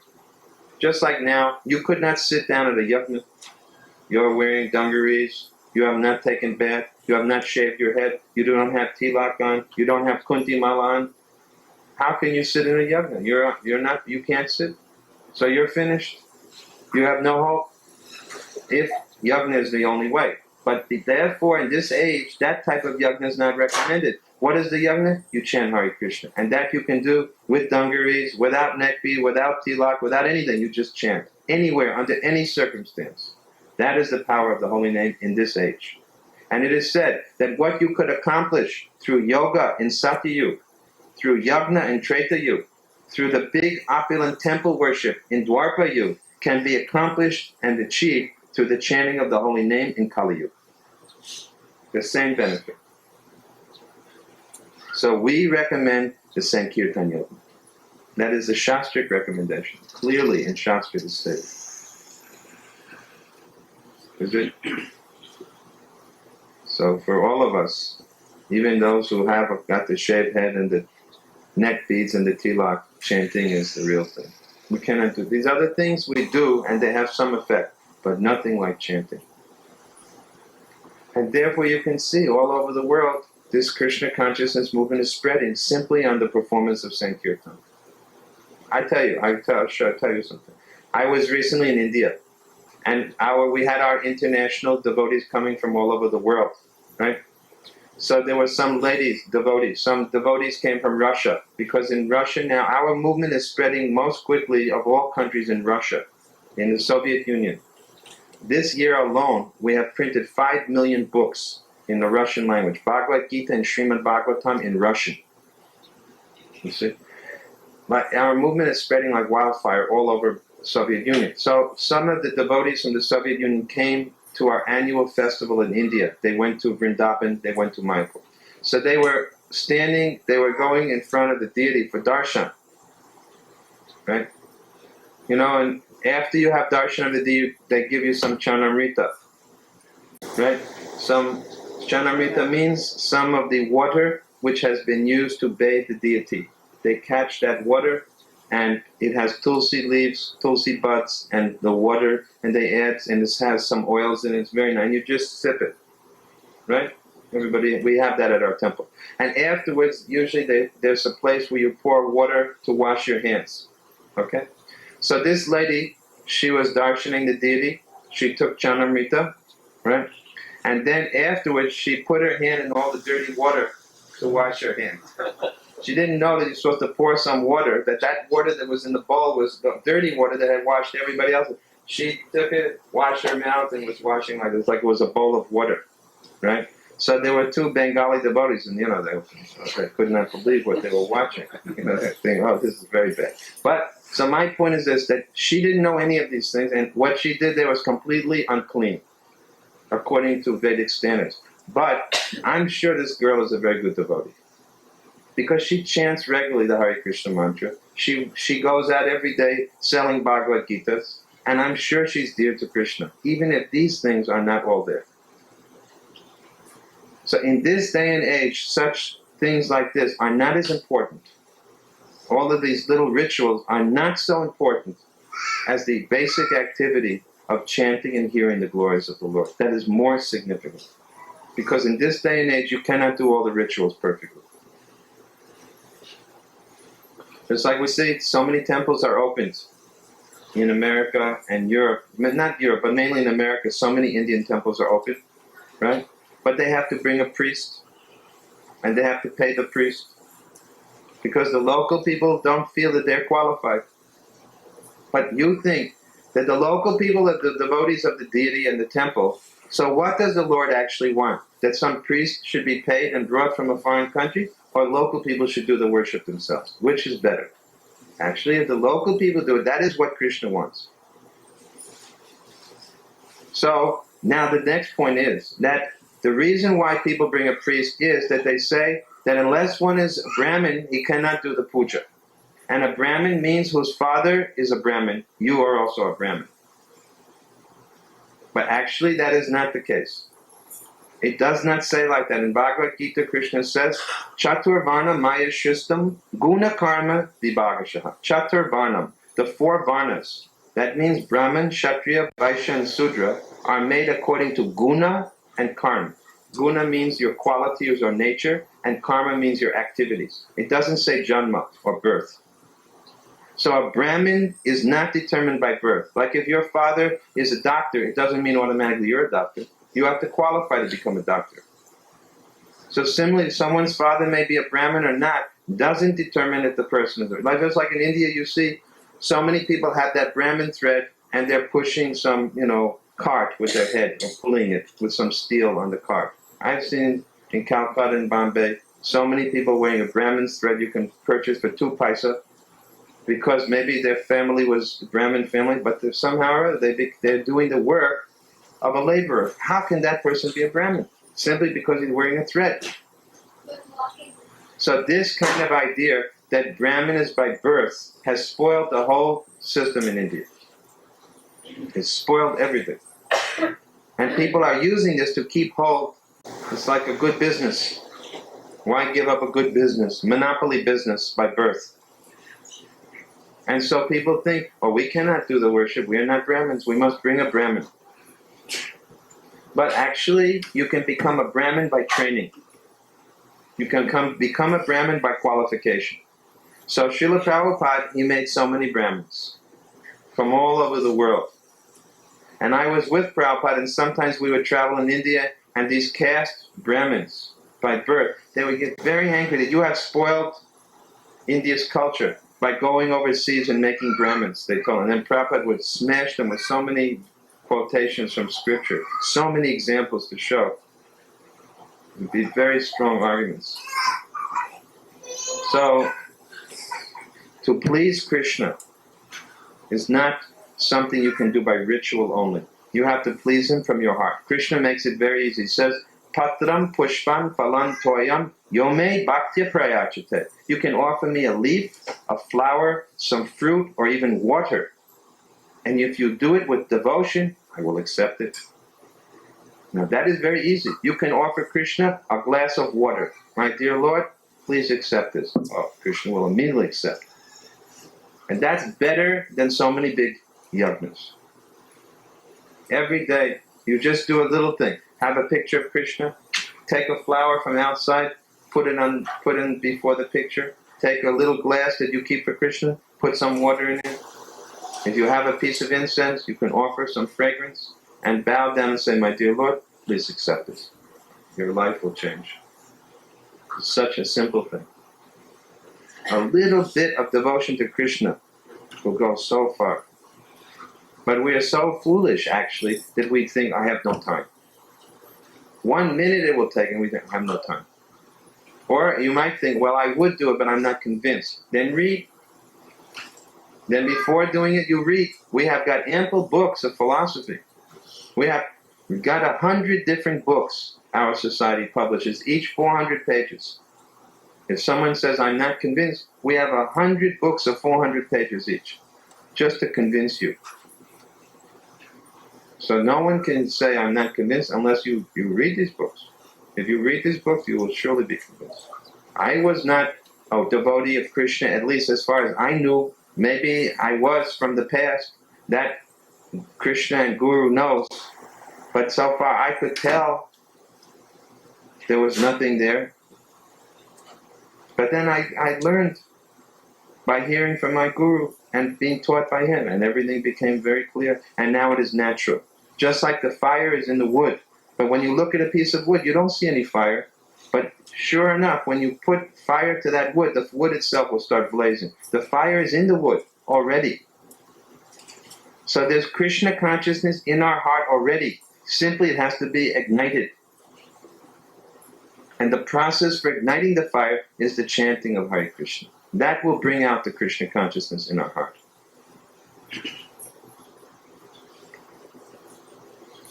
Another question?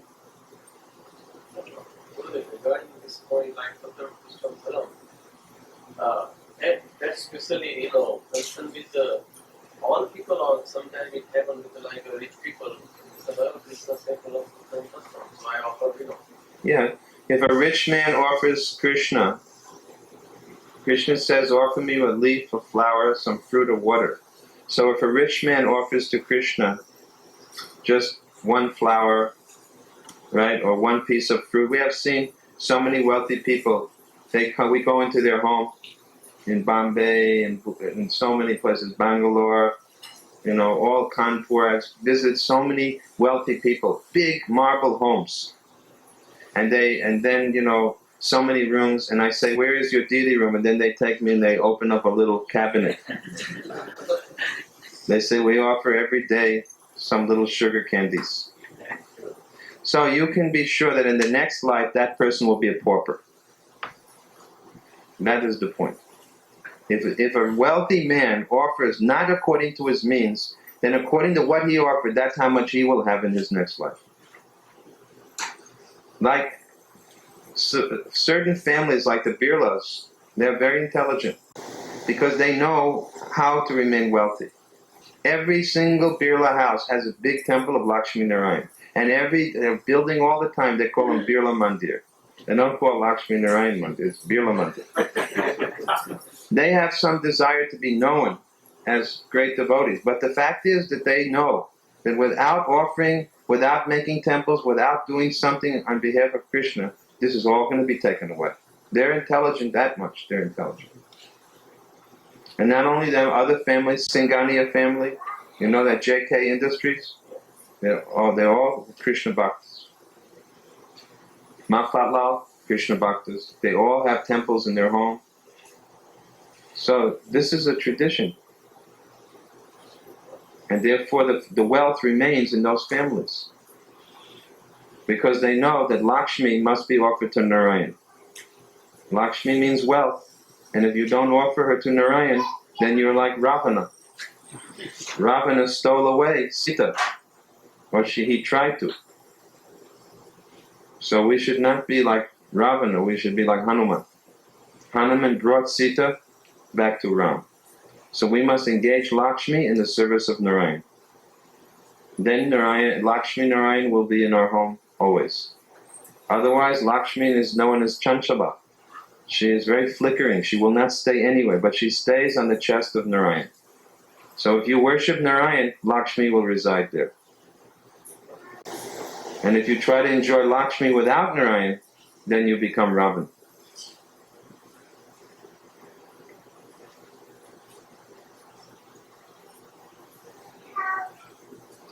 You mentioned that Lord Shiva sometimes is very intolerant, but also sometimes said that he's easily pleased, easily angry. Lord Shiva is easily pleased and easily angered, yes. So why is he easily angered? He's angered by the demons. When someone is a big demon, then Lord Shiva may become angry with him. And the way that Lord Shiva deals with the demons is that he has his wife, Durga, goddess Kali, to kill the demons by chopping off their heads. So Kali Mata, with her big chopper, maybe in Bengal you've seen Kali, and all over India she's known by different names, and she's holding a big chopper. And around her neck is a garland of skulls of all the demons that she has killed. So anyone who, is a demon will be killed by Kali. I don't think I understand what a demon is. Is that the opposite of a demigod? I mean, I understand. A demon is the opposite of a devotee. Demigods are devotees, but not pure devotees. Generally, demigods are not pure devotees. Demigods are administrators of the universe and other types of demigods, residents of higher planets. But very often they are not devotees. Not pure devotees. And a demon is a what? So a demigod is called Sura, and a demon is Asura.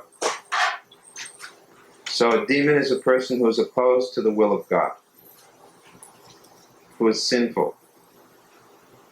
That's a demon.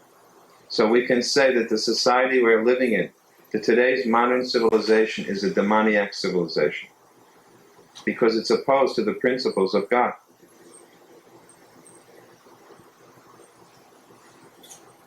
It's like you see, in India people are screaming Ram Raj, Ram Raj.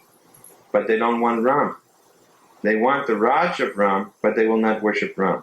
Actually, they will not worship Ram. To worship Ram means to stop all sinful life. Are these people willing to stop all their sins? I don't think so. They want Ram Raj, but they will not follow Ram's teachings.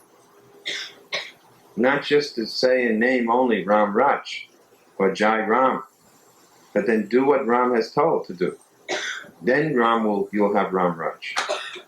But without following Lord Ram's instructions, how can you call yourself a devotee of Ram? Just like Christians call themselves Christians, followers of Christ, but they don't follow his teachings. What kind of Christian is that? It's not a Christian. They're not Christians. I don't find them to be Christians. I don't find most people to be Ram Bhaktas or Krishna Bhaktas. In name they are Krishna Bhaktas, Ram Bhaktas, and Christians. But God is not so blind that he only looks at the name. He looks in the heart. And he sees what he sees. So it plays a lot of part in tolerance, because we feel that India is a very poor country. And I think the religion itself teaching a lot of tolerance. Probably I believe because of that it is doing a lot of harm to the country. You see, not really so. Although that is certainly a popular idea, what you have expressed. But in the time of Ram, in the time of Krishna, when there was really religion, there was no poverty. For example, we were discussing the yagnas, when there was so much gold and everything. Do you know what they used to do with all the gold utensils? They used to give them to the Shudras. All of the things from the yagna, they would be given freely to the needy. There was no question of poverty as we know it today. When there is actual religion, just like even today in India, a servant in a home is considered ideally like a family member. Now maybe it is not like that, but some time ago, a servant was considered like a family member and was looked after fully. Now it may not be so, but it was like that once upon a time. In other words, really the poverty comes from irreligion. It appears to be that in India, I agree with you, there seems to be religion, but the quality of the religion should be much more than it really is.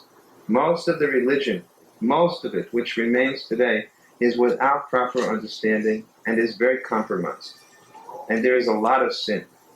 You go into a place like Bombay, for example. Let's take Bombay. Now in Bombay, you go through, say, Mahim. You know, when you go from, say, Juhu into the center of Bombay, you have to go through Mahim and different places like that. And there are so many squatters living there. There's lakhs of squatters living there. Now, first of all, there's a couple points. Probably 1/3 of those squatters own property in some village. And they go there to work and make money, and after 5-10 years, they're going to move back to their village. That's only one point I said. Others may really be squatters and poor. But in villages, I don't see that poverty. I have gone all over India, and I have never seen poverty in a village. Unless you mean by poverty that there's no television, that there's no car, that there's no big furniture. In that sense, they may be poverty-stricken. But I have seen in all the villages, the homes are very clean, the people are well-fed, they have enough to eat, many of them have, land of their own. I have not seen poverty. The poverty is in the cities. And in the villages, you find much more genuine religious sentiment. And in the cities, you find so much sin. Now, why has the population moved to the cities? Actually, the tolerance probably have, due to religion, they are accepting it. They are born that way to keep and not to side effect. Now, I understand your point, but what I'm trying to get at is that rather than thinking, I think it is a natural thing for people to improve their faith. Now, in India, you have two classes. You don't have much of a middle class. It is growing, but not much. There's very wealthy people and a lot of people who don't have as much. In that sense, the very wealthy people are keeping the poor people also poor in a certain way.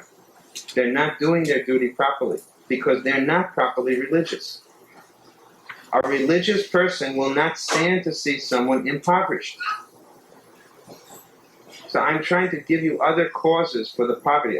Your point is that because in India a man is taught to accept his fate, whatever he is born in, but nobody is very much teaching that anymore. I don't find that people are. In villages, people are moving to cities. Why? If they would just do what they were told to accept their fate, they could live in the village and be happy as a farmer, but they don't do that. They move into the city and have to struggle and suffer. My point is to you that if people were genuinely religious, there wouldn't be poverty. Poverty is not the sign of religion, it's the sign of irreligion. Just like in America, now it appears that there's no poverty, but let us see how long it lasts. How long will this civilization last? How many hundred years? It's very hard to say. It's based on oil. If oil falls, everything is going to fall in this country. Just as an example, immediately people can be so poor that you won't get any water to drink. Everything in this, America is based on a very artificial standard, which can end very quickly. But you go into a village in India where a person has, say, 3 or 4 bighas of land, say 1 or 2 acres of land, and a few cows. I think he has more real wealth than a person living in Sugar Land, who's got a big job and some, paper money in the bank. Not even the paper money. He has only a book that says he has the money. We saw there was a big stock market crash in the late 1920s, and all the money in the bank meant nothing.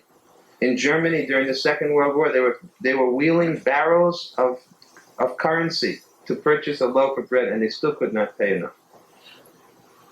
So I'm not convinced that what we consider to be our wealth here is a very permanent situation. It's based on a lot of faith in the present system. I'm only trying to say that the question you raised is a bigger question. I don't deny you that you're right also, that some people may think, well, I'm born like this, I can't do better. But I don't think that's so much the cause. There's a bigger cause. There's a bigger cause than that. Maybe some people are using religion to keep others down. That is very sinful. In that sense, I said that the Brahmins spoiled so many things in India.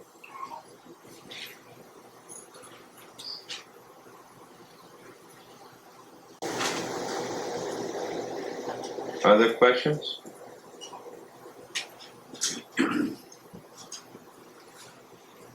Yes, sir. You just mentioned a while ago, Lord Shiva is a demigod. Could you please explain the theory of Brahma, Vishnu and Mahesh? Yeah.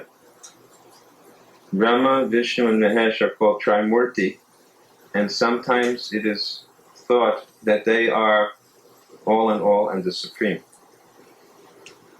But actually, according to Vedic system, they are called Guna Avatar.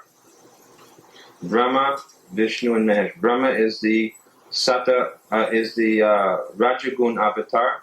Vishnu is Satagun Avatar, and Shiva is the Tamagun Avatar. And therefore, Shiva is sometimes called Tamasi, because he is in charge of the mode of ignorance.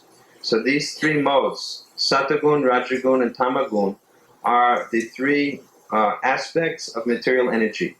This material world is made of material energy, and the material energy acts according to 3 ways: goodness, passion, and ignorance. And everything in this world is bounded by these 3. Music. Some music is more in goodness, some more in passion, some more in ignorance. Food. Some food is more in passion, some more in goodness, some more in ignorance. Clothing. Colors. Houses. Talking. People. Everything you name. Different types of bodies, different animals, different species have more goodness, more like a cow, Satagun, a lion, Rajagun, a monkey, Tamagun. So even the kind of body we have has more or less of these qualities. So these qualities act within the material world. And the gods in charge of these are Vishnu, in charge of goodness, Brahma, in charge of passion, and Shiva, in charge of ignorance.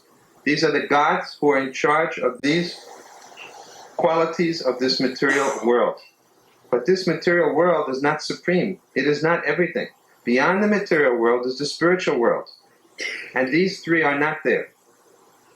There we find Lord Narayan, Lakshmi Narayan. And above Lakshmi Narayan we find Ayodhya, Sitaram. And above Sitaram we find Vasudeva Krishna in Dwarka and Mathura with Rukmini. And above that we find Radha and Krishna in Goloka Vrindavan. So they are actually beyond these 3 gods of this world. But Vishnu is different than the other 2. Vishnu is not like Brahma and Shiva, because Vishnu is still the Supreme Lord. But he appears to be in charge of the mode of goodness. But he doesn't directly contact. Vishnu has no contact with the material energy. Shiva does. Shiva contacts Durga, and she is the material energy personified. But Vishnu never contacts Durga. Vishnu is always with Lakshmi. But by his order, the others do everything for him. So these are the idea of these three persons. What are the timing? Lord Shiva's and Lord What are the timing like? How long away Lord Shiva? timing means? How long they live? Yeah. Brahma lives for the entire duration of the universe. Brahma, from Vishnu, Brahma is born. Okay? And when Brahma is born, he creates this material universe according to Vishnu's instruction. When the universe is eventually destroyed by Shiva, Brahma's life ends. And Shiva has an original form known as Sadashiva, who is located, Sadashiva is located beyond this material world. But the Shiva of this world may sometimes be a jiva or sometimes be an incarnation of God.